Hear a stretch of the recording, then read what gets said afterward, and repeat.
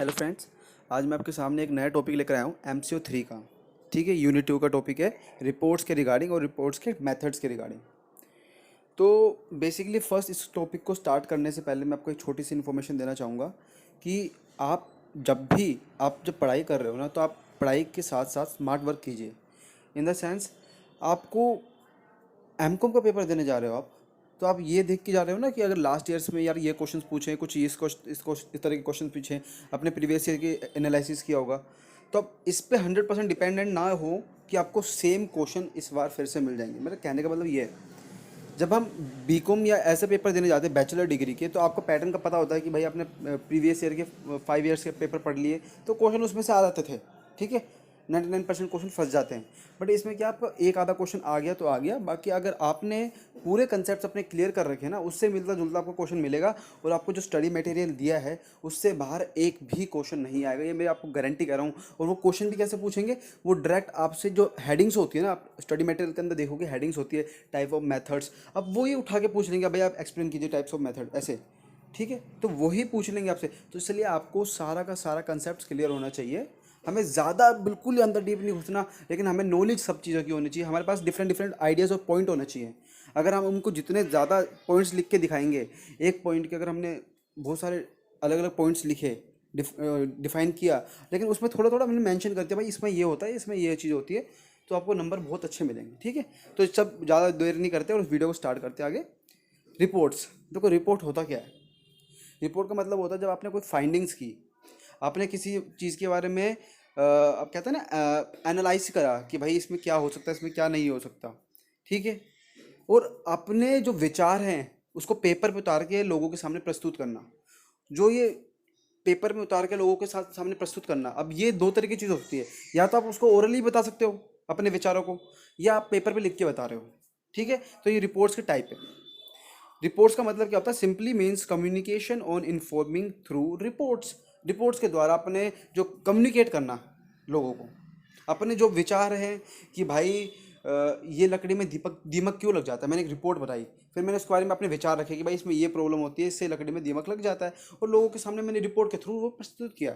ठीक है, अब टाइप्स ऑफ रिपोर्ट्स क्या होता है, देखो जनरली रिपोर्ट्स दो टाइप्स की होती हैं, अपनी ओरल और वर्बल, सेम मीनिंग है, एंड रिटर्न रिपोर्ट्स। ठीक है, ओरल के अंदर क्या हो गया, फाइंडिंग्स इन अ कॉन्फ्रेंस और seminar on reporting orally to the superiors. देखो, जब हम कॉन्फ्रेंस में, हमने देखा होगा कॉन्फ्रेंस मीटिंग्स होती है डिफरेंट डिफरेंट, तो उसमें भाषण देते हैं लोग, तो वो अपने विचार आपके सामने प्रस्तुत कर रहे होते हैं। ये भी एक रिपोर्ट का एक वे है, बट ये क्या हो रहा है, ये ओरली आ रहा है, तो ये ओरली वे हो गया।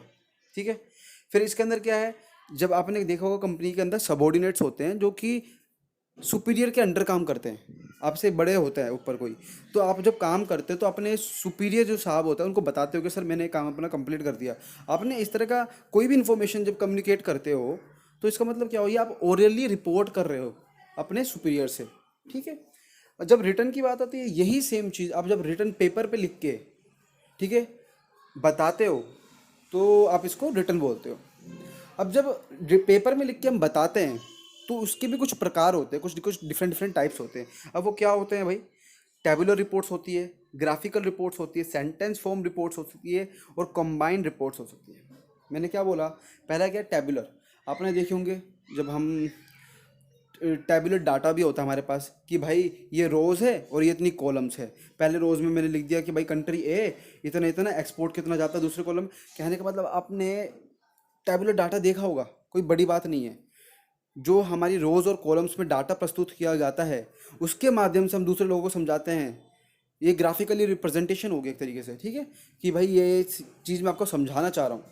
ठीक है, ग्राफिकल रिपोर्ट्स में क्या होता है, उसमें pie charts, different different histograms, इस टाइप का चीज़ों का यूज़ करते हो। आपको ये सब कुछ पता हो ग्राफिकल में पाई चार्ट क्या होता है, यार ये तो बहुत बेसिक चीज़ है। ठीक है, अब जब आप ग्राफिकल इन चीज़ों को समझाते हो, इस चीज़ों के थ्रू समझाते हो, आपने एक सर्कल बना दिया, उसमें से आपने दिखाया कि 20% इसका हिस्सा है पेट्रोल के लिए चले गया, 50% हिस्सा इसका फ्यूल में चले गया।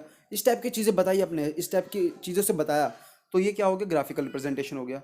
Sentence form report, sentence form report का मतलब क्या होता है, जब आपकी रिपोर्ट वर्डिंग्स के अंदर है, इसके अंदर कोई आपने कोई डायग्राम वायग्राम नहीं बनाया, आपने कोई डायग्राम नहीं बनाया इसके अंदर, आपने एक वर्डिंग्स के अंदर एक सेंटेंस, आपने एक थोड़ा सा पैसेज टाइप का क्रिएट कर लिया, आपने बस जैसे कहते हैं ना एक ऐसे टाइप का आपने उसके थ्रू समझाया, इसमें कोई आपका कोई डायग्राम कुछ भी नहीं है।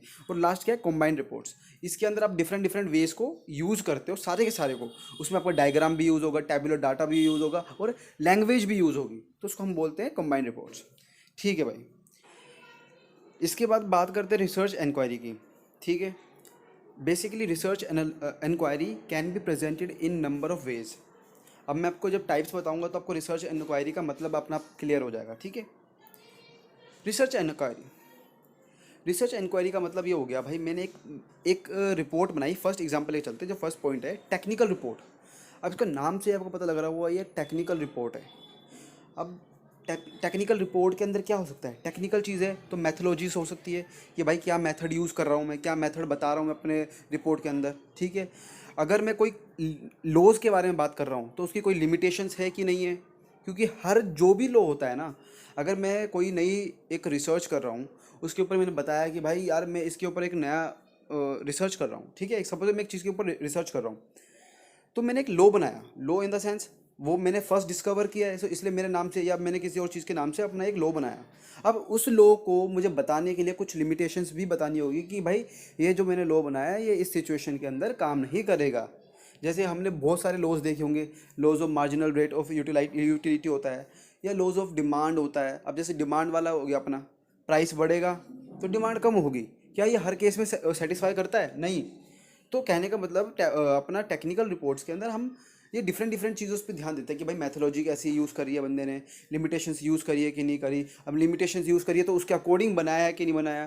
कहीं उसने लिमिटेशन बताई भी है कि भाई ये लिमिटेशंस है, लेकिन जब भी उसने उसको मतलब कि अपनी लिमिटेशन को खुद ही नहीं मान के रिपोर्ट प्रेजेंट कर दी तो वो गलत होगी ना। तो ये सब चीज़ चेकिंग होती है इसके अंदर। ठीक है।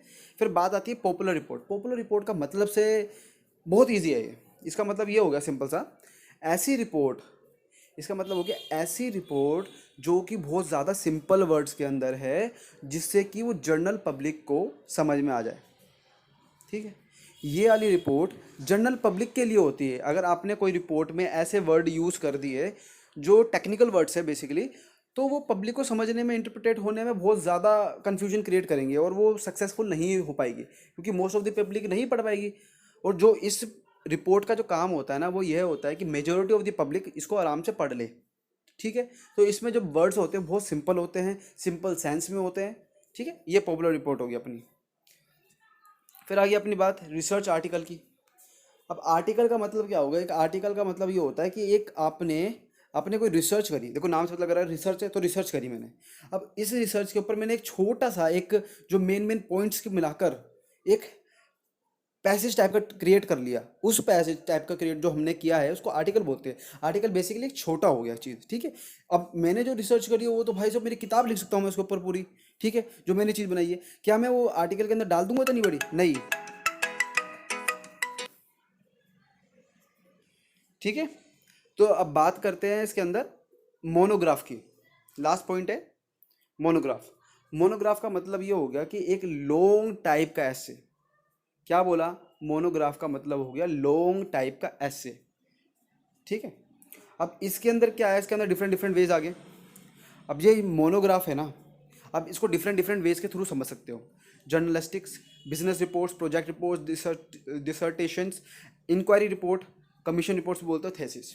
कहने का मतलब क्या है, आपके दिमाग में जब भी कोई मोनोग्राफ की बात करता है ना, मोनोग्राफी एक होता है लॉन्ग टाइप का रिपोर्ट। ठीक है।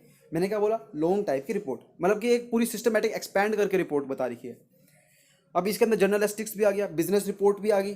अब ये डिफरेंट डिफरेंट नाम्स बता रखे हैं, लेकिन काम इनका क्या है बेसिकली, ये लॉन्ग रिपोर्ट होती है इन देयर स्पेसिफिक फील्ड। अब जर्नलिस्टिक की बात करो तो जर्नलाइजिंग के अंदर एक एक्सपेंड करके अपने कोई रिपोर्ट क्रिएट करी तो वो होगी। बिजनेस रिपोर्ट का तो बिजनेस के ऊपर अपने कोई रिपोर्ट को कोई बड़ी करके एक्सपैंड करके क्रिएट किया तो वो बिजनेस रिपोर्ट होगी। प्रोजेक्ट रिपोर्ट का भी सेम है। ठीक है। तो ये होगी इंक्वायरी रिपोर्ट्स होगी, अपनी कमीशन रिपोर्ट्स होगी। इंक्वायरी रिपोर्ट्स क्या होगी, किसी चीज़ के ऊपर हमने इंक्वायरी बिठाई।